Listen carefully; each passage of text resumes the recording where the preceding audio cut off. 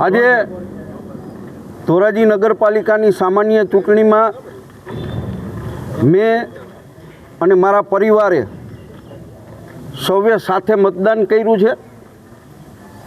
101 વર્ષના મારા માતુશ્રીએ એની જિંદગીમાં જેટલી ચૂંટણીઓ આવી છે દરેક ચૂંટણીઓની અંદર પણ મતદાન કર્યું છે। આજે પણ એમને હું મતદાન કરવા મારી સાથે લઈ આવ્યો હતો।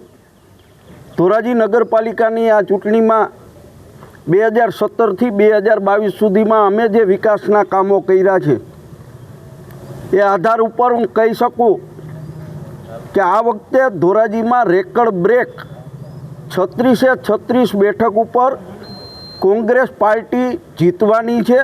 એમાં કોઈ શંકાને સ્થાન નથી। લોકોએ અમારી ઉપર વિશ્વાસ મૂક્યો હતો, એ વિશ્વાસને અમે સાર્થક કર્યો છે અને ફરી જનતા અમારી ઉપર વિશ્વાસ મૂકશે એવો મને વિશ્વાસ છે।